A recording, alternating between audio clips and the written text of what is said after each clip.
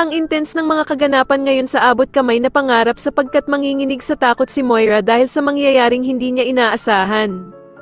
Dito nga ay mahuhuli siya sa akto ni Annalyn habang kinukuha niya ang pera ni Doc Robert kaya naman ay wala nang ang takas si Moira at hindi nito malaman ang kanyang gagawin. Samantala ay masisira ang mga plano ni Moira dahil sa makakabanggaan ni Bala Hadja si Annalyn at dito nga ay mukhang namukan nga daw siya nito.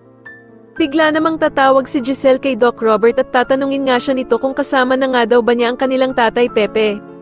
Pero sasagutin naman siya ni Doc Robert na hindi pa daw niya kasama si Lolo Pepe at nasa basurahan nga daw ito sa tapat ng pinto.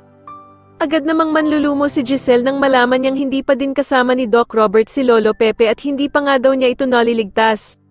Samantala ay mukhang lalaki ang chance ni Lynette na makatakas sa mga tauhan ni Moira dahil sa makikita siya ng kanyang kaibigan na si Doc Enriquez. Subalit magbabago nga ang isip ng mga dumukot kay Lynette at dito nga ay hindi na pera nito ang gusto ng mga tauhan ni Moira, kaya naman ay magpapagawa na naman sila kay Lynette ng iba. Sa kabilang banda naman ay laking gulat nila Nurse Ibon at Doc Enriquez nang makita nilang dalawa si Moira sa loob ng palengke.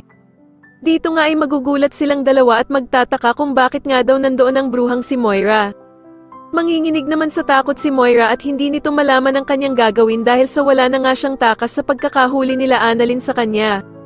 Sa tingin niyo dito na nga kaya malaman nila Annalyn at Doc Robert na si Moira talaga ang totoong dumukot kay Lolo Pepe at makulong na kaya ang bruhang si Moira, mas lalo na nga talagang nagiging exciting ang mga susunod na kaganapan kaya naman ay mas lalo pa nating abangan ang mas lalong gumigandang abot kamay na pangarap. Maraming salamat po sa inyong panonood at sana po ay mas subscribe niyo ako. Maraming salamat po.